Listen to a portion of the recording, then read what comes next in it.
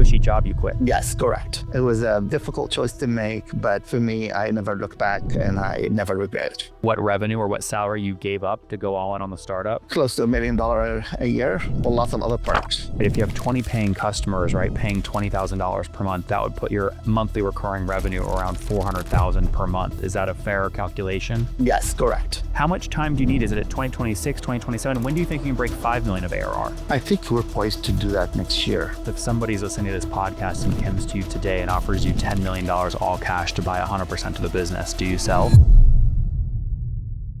All right, folks, my guest today is Raf Howery. He's the CEO and founder of Kukun, founded back in 2014 after a career at Capgemini. He's now scaling in the space of, we're just going to call it property data as we dive in. So Raf, are you ready to take us to the top? Yes, I am.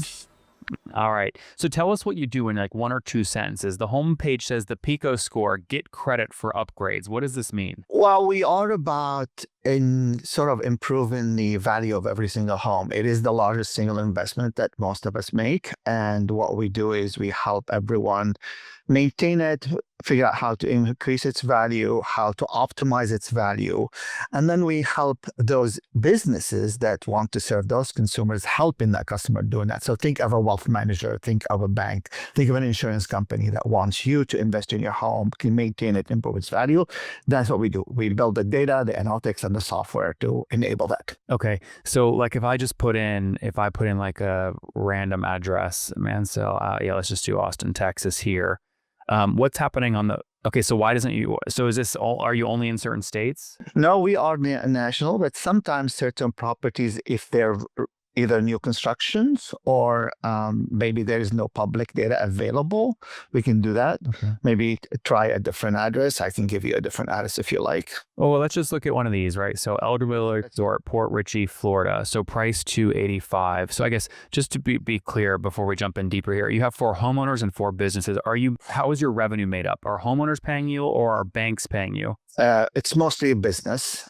So banks, insurance companies, brokerages. What we do on the homeowner side is we help homeowners, but we also use that to enhance the user experience, to understand better what people want. And that allows us to enhance the software for our enterprise customer. But most of our revenue is in the enterprise space. As a setting. So to be clear, a company like a bank or a mortgage broker, right, is wanting to work with a homeowner. If PNC Banks wants to do more mortgages, you will sell directly to them and then they will help get Kukun used by the homeowners they're looking to do loans to. Exactly. Yes, we white label the software, they insert it on their web pages or on their app, and then they enhance it with other things they have. So it becomes like it's their own experience, but it's really most of it or part of it is white labeled by us. I see. Okay. So how many B2B customers, those white label customers, are you serving today? Are we talking 5 big enterprises or 5,000? No, it's not in the 5,000. It's definitely not in the 5 either. We are in about the 20 to 25. Okay. So pretty high touch then sales cycle if there's 20 to 25. Yes. I would say that. Okay. And which of these sort of use cases are the biggest? Is it 20 realtors or is it more mortgage brokers or banks or real estate investors? Which one's the biggest use case? I would say banks and lenders are the biggest use case because there's a very clear ROI driven from generating more loans when you use this service. So there's a direct correlation between increasing loan apps and what those applications that we offer. Other businesses see a different. So for example, if you think of an insurance company, they're mostly to maintain the assets, make sure that there's no risk. And yeah, maybe they partner with a lender and generate more business. So it's a very different ROI and a very different use case. But the banks are the core of it, followed then, of course, by the real estate industry. Okay. And so for a hypothetical bank that's using you, let's just stick to that for a second. How do you price? You don't have pricing on your website. You have a contact form. So is it a one-off negotiation each time? How do you structure this? So because it's a suite of products, we basically, it depends on how many of the products they want to white label. So the price shows with that. But basically think of it as the number of addresses that they want to engage with within a band per month. So let's just say a bank says, I want to hit this kind of volume. I want to engage 100,000 customers, 1 million customers a month, we price it by those bands. And then as they increase, they go to the next band. Okay. Is that fairly, I mean, if I asked you for the average number of customers per month that a bank wants to, use you on, is 100,000 the right number there, or is it smaller? A single bank, I would say, I mean, I can't share numbers, just obviously because of the contract terms. Well, no, I'm not asking you to share your actual, I'm saying on average. No. Yeah, I would say it depends on the bank and the size of the bank. So that's very hard. A large bank will see probably hundreds of thousands. It depends also on their marketing, where they put it. If they put it within a signed-in experience, that's a lower number, but a much higher engagement. If you put it on the public side, that may be a higher number, but then it becomes a function of how well they do the marketing and the closing after that. So there's an engagement with, integration with Salesforce, Adobe Audience Manager. So what we've seen is that every bank is different, and some banks are better at certain things while others are better at other things. So it's really not a very specific formula. But yes, let's just say a large bank or let's say a regional bank will see hundreds of thousands. Okay. Okay. I guess maybe a better way to ask this might just be, across your whole system, how many of these are you processing on a monthly basis? That's a very good question. I think because it's a suite of products, if I have to aggregate all of those, I'm going to say per month, but I'll talk about a year or per month. I'm going to have to guess around maybe somewhere between 400,000 to 500,000 between the big and small clients. Yeah. So 400,000 across 20 banks, right? To get to the average. The average bank on your platform is doing something like 20,000 per month. No, it's 5 banks. The rest are other. So we sell to the fintechs, we sell to the prop tech, we sell to insurance companies, sell to brokerages. So in any business, and that's so I would not say that 20 is all banks. It's sorry. Raf, what I'm trying to get to is just your usage metric. This is more complicated than what I was trying to get to. Let me just put it differently. Your average customer, whether it's a bank or somebody else, your average business customer is processing about 20,000 applications or uses of your platform per month. Is that a fair statement? That's a fair statement. Okay. And it's across a bunch of different product suites, depending on what their use case is. That's correct. Okay, got it. For that hypothetical average customer at 20,000, right, a month, generally, what will you price for that? Is that $1,000 a month contract, $1 million a month contract, something different? No, it just ranges between, it depends on the bells and whistles, but it ranges between 10,000 a month to about, let's say, 50,000 a month. Guys, remember, I am not just a YouTuber. I'm investing into my third fund. We've deployed $250 million into 550 software companies so far. Again, at founderpath.com. If you're interested in capital, I would love to cut you a check because I know you're investing in your education. You watch my show. So sign up at founderpath.com, and when you get the onboarding email, I reply and I see all those. Just reply and say, Nathan, I found you through YouTube, and I'll make sure to prioritize you. I would love to cut you a check. Check out founderpath.com. Okay. And how do you decide what pricing axes to price against? Because again, you have a bunch of different products, more than 10 that I see listed on the site in terms of the things they can get from you. And then you can price each of those differently. Plus you can price for product upsells. How do you decide it feels like a very complex pricing structure. No, actually, it's a pretty standard. Think about it this way. I have a band, let's say a 0 to 100,000 address. Think of that as your basic, and then you have a product maps to those. So each product has a price. And then when you bundle multiple products, you get a discount. So let's say the price for the cost estimator, the renovation cost estimator, which is one of our most popular products, it can range between 5 to 25,000 based on also like there's certain, for example, banks require a lot of InfoSec services, so that changes the price structure. But let's say it's 10,000 a month, very simplistically. If you add 2 more products, each one of them is going to, let's say, 5,000, and then you get a discount on the 20,000 that we've just added up. So it's really a very simple matrix. It's pretty straightforward. It's by bands of addresses, by product, and then once you have that price, you add them all up and you apply the discounts. Yeah. Well, we can kind of reverse engineer, right? If you have 20 paying customers, right, paying $20,000 per month, that would put your monthly recurring revenue around 400,000 per month. Is that a fair calculation? With some caveats. Okay. What would those? I'm right now in the middle of something. I cannot share too much about that, if that's okay with you. But I would say the caveat is often it's It cycles between volumes between summer and winter, and also between what the bank or let's say the fintech wants to do. So I would say that is, even though it's relatively consistent, it does fluctuate a little bit. Okay, so maybe you're lower than that today, but do you think there's a path over the next year or two to breaking $400,000 per month in revenue? Yes, very clear right now. We're seeing it actually very clearly in the pipeline.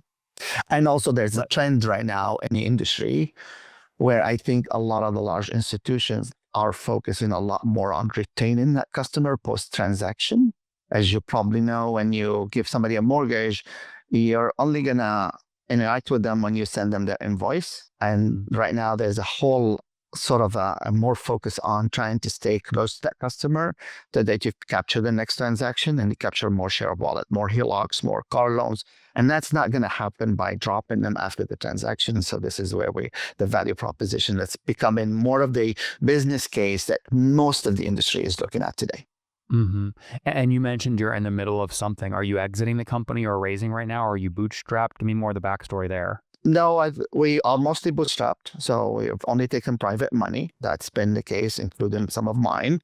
And we lived within our means most of the time. We try to be always near profitable, meaning that we try to stay profitable, but we reinvest. We don't try to be very profitable. So that's just, but we can switch to that. We are in the middle of 2 transactions that may change the way that looks. And so that's what I need to be careful not sharing more than that. We're not exiting right now.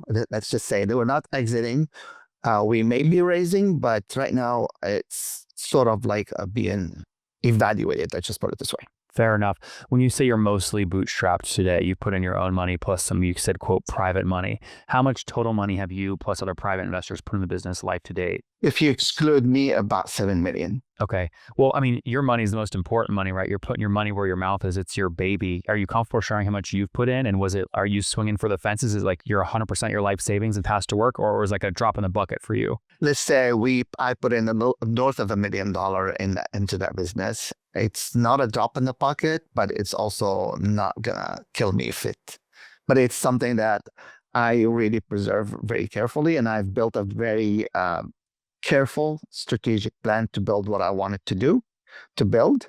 And that I knew would take some time to get there. And that's why we stayed with my own money and private money so that we can control that growth. Right now, we're at a very different stage. Right now, we got what we wanted. We built what we wanted. So going into a large transaction will be in a better position. Basically, we're at the point where we can explode sales, and we're seeing it right now with a very small sales team. So we want to grow that. What's the team today, all in? About 55 people. 55. Okay. And how many are sales with a quota-carrying reps? Just 2. 2. Okay. Interesting. What are the rest? How many engineers? Mostly engineers and data engineers. I would say 40 to 42. There are some, of course, then there's all the rest of the management, and then you have a bit of marketing. Okay. How do you get this business to a more efficient spot, right? Because you said it earlier, you're under $400,000 a month in revenue, which means you're under about a 4 million run rate. With 55 people, that's very low revenue per employee. It's like 70 grand of revenue per employee. That's not generally seen as an efficient operation. Yeah, that's because we have not really put a lot of energy into sales. We've only put energy in sales in the last year because, as I said, we wanted to build and control and build that moat around it. Now, this is where the transactions are going, is to build the sales function. Today, I can tell you that our sales funnel is extremely healthy with just 2 sales guys. So what we're saying is that we're going to change that game. That's part of why we invested more in engineering all along. And now it's time to invest in sales and marketing. We do a little bit, but that's where that's going to change. And that was by design. It looks that way. I'll also say that the cost per employee is very different. We have a large team overseas where the rate is very different. I would say 85% of the company is between India and Colombia. Okay, so 40 are between India and Colombia. Yeah. Okay. So I mean that helps a little bit with burn, but still, if you're under 4 million done right with, yeah, I mean, right. If you're under 4 million of revenue with 7 million from private investors, 1 million from you, that's 8 million. And today you're at 72K of revenue per employee. Do you have enough cash in the bank to continue exiting your plan, or do you have to go raise money today to extend runway? No, we can still definitely live within the cash that we have. But it will not allow us to explode, right? This is where we will need to raise money to go big and far. So, and that was again by design, where we tried, because again, part of the business is to collect all the data and refine the data to get to a point to build a user experience that works for everybody, and that was time consuming. And so we're past that point. And now we're just going to invest all of our energy in sales and marketing. How many months of runway do you currently have left? We have about a year at least. Okay. And does that make you, every founder's different? Are you comfortable with that? Does it make you nervous? I'm never comfortable. I'm always nervous. What makes me feel better is that the pipeline is the healthiest I've ever seen. So we're in a good position to end Q1 on a really positive note, looking at it today. So I think that's what gets me less nervous, but of course, I'll always be nervous. No founder is ever going to remain not nervous unless they're... Fair enough. Okay, let's go back real quick. We've got about 4 or 5 more minutes left here. I want to get the launch story. So you launched in 2014, obviously 0 revenue there. It looks like you quit a pretty good, you were at Capgemini for many years. It's a pretty cushy job you quit, huh? Yes, correct. That's correct. It was a choice. It was a big choice, a difficult choice to make, but for me, I never look back and I never regret it. I want others in your same shoes. They're listening around a comfy corporate job. They're looking for motivation here to quit and do their own thing. I want you to inspire them a bit if you're comfortable. Can you share what revenue or what salary you gave up to go all in on the startup? Let's say close to $1 million a year. And let's say lots of other perks. I was in management consulting. My client list was some of the most powerful people in the world. I was an advisor to a lot of key folks in the market. There's a lot of perks, a lot of, let's just say, ego involved. Let's put it this way. But I gave up all of that because one of the things I wanted to do is to build something that I can finish. In the world of management consulting, you build for others and you move on. So that is one of the things. And yeah, there's another reason for this. I was on a plane very often, and I think I was missing my kids.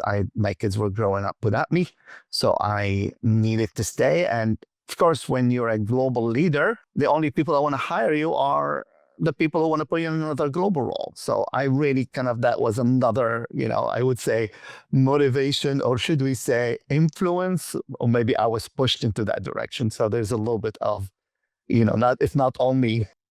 That makes sense, Rob. How old are you today and how many kids do you have?